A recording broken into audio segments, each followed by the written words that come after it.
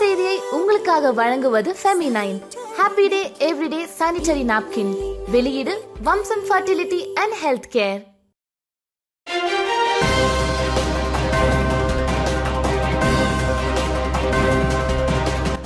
வணக்கம். திசைகளின் 10 மணி செய்திகள்.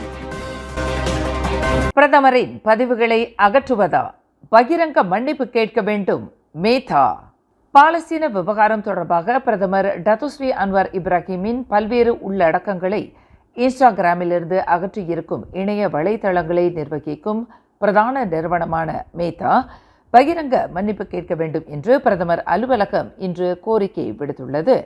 மேத்தா என்று சுருங்க அழைக்கப்படும் அமெரிக்காவை தளமாக கொண்டு செயல்படும் மேத்தா பிளாட்ஃபார்ம்ஸ் இன்கார்பரேஷனின் மலேசிய பிரதிநிதிகளுடன் இன்று புத்ராஜயா ஊடக மற்றும் தொடர்புத்துறை வியூக அலுவலகத்தில் நடத்தப்பட்ட சந்திப்புக்கு பின்னர் மேத்தாவிடமிருந்து மன்னிப்பு கோரப்பட்டுள்ளதாக பிரதமர் அலுவலகம் வெளியிட்டுள்ள ஒரு அறிக்கையில் தெரிவித்துள்ளது. படுகொலை செய்யப்பட்ட ஹமாஸ் இயக்கத்தின் தலைவர் இஸ்மாயில் ஹனியேவுடன் பிரதமர் டத்துஸ்ரீ அன்வர் இருக்கும் காட்சிகள், பிரதமரின் பதிவுகள், கருத்துக்கள் அனைத்தும் அகற்றப்பட்டது குறித்தும் மேத்தாவிடமிருந்து விளக்கம் கோரப்பட்டுள்ளது. மேத்தா உயர் அதிகாரிகளுடனான இந்த சந்திப்பின் போது தொடர்புத்துறை அமைச்சர் ஃபமி ஃபட்சேல் மற்றும் தொடர்பு பல்லூடக ஆணையத்தின் தலைவர் முகமது சலீம் ஃபாத்திஹ்டின் ஆகியோர் கலந்து கொண்டனர். மலாக்கா அனைத்துலக விமான நிலையத்தில் தரையிறங்கும் போது கட்டுப்பாட்டை இழந்த பயிற்சி விமானம் ஒன்று ஓடுபாதையிலிருந்து விலகியது. இன்று பிற்பகல் 4:09 மணியளவில் நிகழ்ந்த இச்சம்பவத்தில் பயிற்சி விமானி ஒருவர் எவ்வித காயமும் இன்றி உயிர் தப்பியதாக அறிவிக்கப்பட்டது. இதனை மலேசிய வான் போக்குவரத்து துறை தலைமைச் செயல்முறை அதிகாரி நூர் அஸ்மான் மஹ்மூத் உறுதிப்படுத்தினார். பைப்பர் PA28181 என்ற அந்த விமானம் மலேசிய விமான பயிற்சி கல்லூரிக்கு சொந்தமானதாகும். ஓடுபாதையிலிருந்து விலகி நிலை குத்திய அந்த பயிற்சி விமானம் அப்பகுதியிலிருந்து அகற்றப்பட்டுள்ளது. இது குறித்து புலன் விசாரணை செய்யப்பட்டு வருவதாக அவர் மேலும் கூறினார். குறுகிய காலத்தில் அதிக லாபம் சம்பாதிக்கலாம் என்று ஆசை வார்த்தைகளை நம்பி ஒரு போலி முதலீட்டு திட்டத்தில் முதலீடு செய்த குடும்பமாது ஒருவர் 1,44,750 வெள்ளியை இழந்துள்ளார் என்று பஹாங் மாநில போலீஸ் தலைவர் யஹ்யா ஒஸ்மான் தெரிவித்தார். தங்களின் முதலீட்டு திட்டம் அமனா சஹாம் நேஷனல் பெர்ஹாட் முதலீட்டு ட்ரஸ்ட் திட்டம் என்று போலியாக முத்திரை குத்தி அந்த மாது ஏமாற்றப்பட்டுள்ளார் என்று அவர் குறிப்பிட்டார். பஹாங் ஜெராந்துட்டைச் சேர்ந்த 44 வயதுடைய மாது தொடக்க கட்டணமாக 1000 வெள்ளி முன்பணம் செலுத்தியிருக்கிறார். அந்த 1000 வெள்ளிக்கு 30,000 வெள்ளி ஆதாயம் கிடைத்திருப்பதாக கூறி அந்த மாது நம்ப வைக்கப்பட்டுள்ளார். அதன் பின்னர் கட்டம் கட்டமாக 1,44,000 வெள்ளி வரையில் போலி முதலீட்டு திட்டத்தில் அந்த மாது செலுத்தியிருப்பதாக அவர் மேலும் கூறினார். இம்மாதம் 17ஆம் தேதி நடைபெறவிருக்கும் கிளாந்தான் குவா முசாங் நாடாளுமன்ற தொகுதிக்கு உட்பட்ட நங்கேரி சட்டமன்ற தொகுதி இடைத்தேர்தலில் செயற்கை நுண்ணறிவு தொழில்நுட்பத்தை பயன்படுத்தி போலி செய்திகள் பரப்ப வேண்டாம் என்று தொடர்புத்துறை துணை அமைச்சர் தியோனி சிங் கேட்டுக்கொண்டார். இதன் தொடர்பில் இந்த இடைத்தேர்தலில் சம்பந்தப்பட்டுள்ள கட்சிகள் மிகுந்த எச்சரிக்கையுடன் இருக்க வேண்டும் என்று துணை அமைச்சர் கேட்டுக்கொண்டார். இந்த இடைத்தேர்தலில் நுண்ணறிவு தொழில்நுட்பமான AI தவறாக பயன்படுத்தப்படுகின்றதா என்பதை மலேசிய தொடர்பு மற்றும் பல்லூடக ஆணையம் அணுக்கமாக கண்காணித்து வரும் என்று தியோனி சிங் தெரிவித்துள்ளார். பினாங்கு பலே புலாவ் ஜலான் புக்கெட் கந்திங்கில் உள்ள தாய்லாந்து உணவகத்தில் ஆடவர் ஒருவர் கொலை செய்யப்பட்டது தொடர்பில் 8 மியான்மர் பிரஜைகளையும் ஓர் உள்ளூர் ஆடவரையும் போலீசார் கைது செய்துள்ளனர். 20க்கும் 30க்கும் இடைப்பட்ட வயதுடைய அந்த 9 பேரை கைது செய்வதற்கு முன்னதாக இந்த கொலை தொடர்பில் பலே புலாவ் பகுதியில் ஓப் கஜாம் கந்திங் எனும் சிறப்பு சோதனை நடவடிக்கையை போலீசார் முடுக்கிவிட்டதாக பினாங்கு மாநில போலீஸ் தலைவர் டாக்டர் ஹம்சா அஹ்மத் தெரிவித்தார். இந்த சிறப்பு சோதனை நடவடிக்கையில் 9 பேர் வளைத்து பிடிக்கப்பட்டனர். விசாரணைக்கு ஏதுவாக 9 பேரையும் 7 நாட்களுக்கு தடுத்து வைக்கப்படுவதற்கு நீதிமன்ற அனுமதி பெறப்பட்டுள்ளதாக அவர் மேலும் கூறினார். பட்டாலிங் ஜெயா பாரமவுண்ட் கார்டனில் அடுக்குமாடி வீடமைப்பு பகுதியில் வீடு ஒன்று தீப்பற்றி கொண்டதில் மாது ஒருவர் கருகி மாண்டார். இத்தீ விபத்து தொடர்பாக இன்று மாலை 5:42 மணியளவில் தீயணைப்பு படையினர் ஒரு அவசர அழைப்பை பெற்றதாக ஸ்லாங்கூர் மாநில உதவி இயக்குனர் அஹ்மத் முக்லிஸ் முக்தார் தெரிவித்தார். டமன்சரா தீயணைப்பு நிலையத்திலிருந்து தீயணைப்பு வண்டியுடன் 10 வீரர்கள் சம்பவ இடத்திற்கு விரைந்தனர். 1வது மாடியில் உள்ள அந்த அபார்ட்மெண்ட் வீட்டின் ஓர் அறை முற்றாக தீயில் அழித்தது. அறையை சோதனையிட்ட போது 60 விழுக்காடு தீ காயங்களுடன் மாது ஒருவர் கட்டிலில் இறந்து கிடந்தது கண்டுபிடிக்கப்பட்டதாக அஹ்மத் முக்லேஸ் குறிப்பிட்டார்.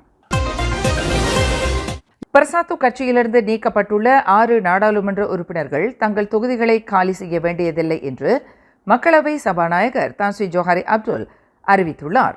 அந்த முடிவை தொடர்ந்து பர்சாத்து கட்சியின் அடுத்த கட்ட நடவடிக்கையாக இதுவரையில் எந்த ஒரு அறிக்கையையும் அக்கட்சியிடமிருந்து தாம் இன்னும் பெறவில்லை என்று சபாநாயகர் ஜோஹாரி அப்துல் இன்று அறிவித்துள்ளார்.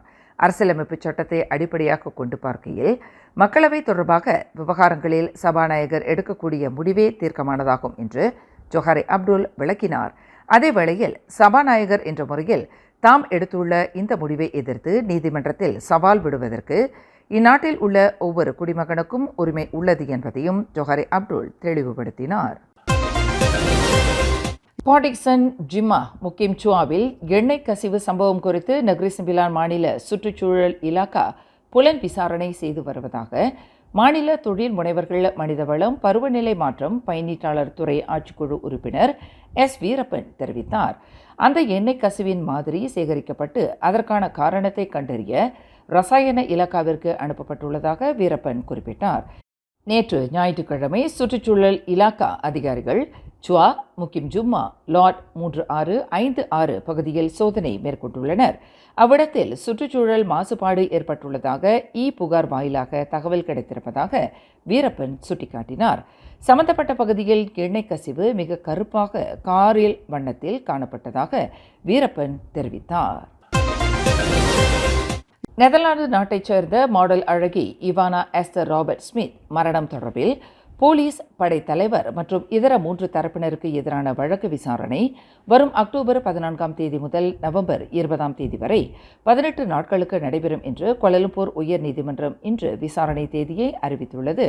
19 வயதுடைய அந்த டச்சுக்கார பெண் கடந்த 2018ஆம் ஆண்டு டிசம்பர் 7ஆம் தேதி கோலாலம்பூர் பர்சியாரன் கேப் ஸ்கொயர் சிட்டி சென்டரில் உள்ள ஆடம்பர அடுக்குமாடி வீடமைப்பு பகுதியில் 20வது மாடியிலிருந்து 6வது மாடியில் கீழே விழுந்து நிர்வாண கோலத்தில் இறந்து கிடந்தது கண்டுபிடிக்கப்பட்டது. இது ஒரு விபத்து என்று மரண விசாரணை நீதிமன்றம் தீர்ப்பளித்த போதிலும் அந்த தீர்ப்பை ரத்து செய்த உயர் நீதிமன்றம் அந்த இளம்பெண் மரணம் தொடர்பில் போலீசார் விசாரணை செய்வதற்கு ஓர் உத்தரவு பிறப்பிக்குமாறு சட்டத்துறை அலுவலகத்திற்கு உத்தரவிட்டுள்ளது.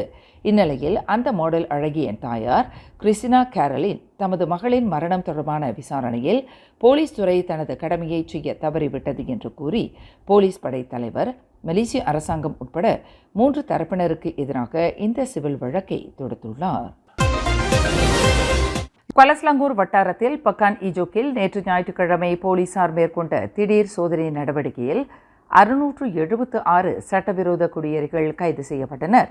இந்த சோதனை நடவடிக்கை மாலை 4:30 மணிக்கு தொடங்கி சுமார் 10 மணி நேரம் நடைபெற்றதாக குவாலலம்பூர் மாவட்ட இடைக்கால போலீஸ் தலைவர் முகமது அம்பியா நோட்டின் தெரிவித்தார். பிடிபட்ட சட்டவிரோத குடியேறிகள் வங்காளதேசம் மற்றும் மியான்மர் நாடுகளைச் சேர்ந்தவர்கள் என்பது விசாரணையில் தெரிய வந்துள்ளது என்று அவர் குறிப்பிட்டார். 30க்கும் 40க்கும் இடைப்பட்ட வயதுடைய இந்த சட்டவிரோத குடியேறிகளில் 163 பேர் தங்களின் அடையாள அட்டை மற்றும் வேலை பெர்மிட் தொடர்பில் பல்வேறு குற்றங்கள் புரிந்துள்ளதாக அம்பியா நோட்டின் மேலும் விவரித்தார். ஈஜோக் வட்டாரத்தில் பொதுமக்கள் கொடுத்த தகவல்கள் மற்றும் போலீசாரின் உளவுத்துறை குறிப்புகள் ஆகியவற்றை அடிப்படையாக கொண்டு இந்த சோதனை நடத்தப்பட்டதாக அவர் குறிப்பிட்டார். கடந்த சனிக்கிழமை அம்பாங் ஜலான் பசார் எங்காங் AU2 தங்களை டெலிகாம் மலேசியா குத்தகையாளர்கள் என்று கூறிக்கொண்டு அந்த நிறுவனத்திற்கு சொந்தமான கேபிள் கம்பிகளை திருடியதாக சந்தேகிக்கப்படும் 6 மியான்மர் பிரஜைகளை போலீசார் கைது செய்துள்ளனர். அன்றைய தினம் அதிகாலை 2:45 மணியளவில் பராமரிப்பு பணிகள் என்ற பெயரில் மேற்பரப்பில் 5 கேபிள் கம்பிகளை இழுக்க ஒருவர் குழியில் இருந்தவாறு கேபிள் கம்பிகளை வெட்டி கொண்டிருந்த போது உலுக்கிள்ளானிலிருந்து விரைந்த போலீஸ் குழு ஒன்று அந்த 6வரையும் வளைத்து பிடித்தனர். அந்த 6வரையும் பிடிப்பதற்கு முன்னதாக அவர்களின் நடவடிக்கை குறித்து போலீசார் வினவிய போது அதில் ஒருவர் தன்னை டெலிகாம் மலேசியா குத்தகையாளர் என்று கூறிக்கொண்டு ஒரு கடிதத்தை ஆதாரமாக காட்டியுள்ளார். அந்த கடிதம் சந்தேகத்திற்கு கண்டனத்திற்குரியதாக இருந்த நிலையில் அது குறித்து விசாரிக்க டெலிகாம் மலேசியா அதிகாரியை சம்பவ இடத்திற்கு வரும்படி போலீசார் அழைத்தபோது அந்த கடிதம் போலியானது என்பது உறுதி செய்யப்பட்டதாக அம்பாங் ஜோயா மாவட்ட போலீஸ் தலைவர் ஏசிபி முகமது அசாம் இஸ்மாயில் தெரிவித்தார். 20க்கும் 32க்கும் இடைப்பட்ட வயதுடைய அந்த 6 மியான்மர் பிரஜைகளும் சம்பவ இடத்திலேயே கைது செய்யப்பட்டதாக அவர் குறிப்பிட்டார். வங்காளதேசத்தில் மாணவர் போராட்டம் உச்சக்கட்டத்தை அடைந்ததைத் தொடர்ந்து அந்நாட்டு பிரதமர் ஷேக் ஹசீனா இன்று திங்கட்கிழமை தனது பதவியை ராஜினாமா செய்துள்ளார். தெற்காசிய நாடுகளில் 50 ஆண்டு கால சுதந்திர வங்காளதேசத்தில் முதல் முறையாக அதிகமானோர் பலியான வரலாறு காணாத மாணவர் போராட்டத்தின் எதிரொலியாக பிரதமர் ஷேக் ஹசீனா பதவியை ராஜினாமா செய்துவிட்டு அந்நாட்டை விட்டே வெளியேறியுள்ளார். ஷேக் ஹசீனா தனது சகோதரியுடன் இந்தியாவின் வடகிழக்கு மாநிலங்களில் ஒன்றான திரிபுரா தலைநகர் அகர்தலாவை நோக்கி தனி ஹெலிகாப்டரில் புறப்பட்டு விட்டதாக கூறப்படுகிறது.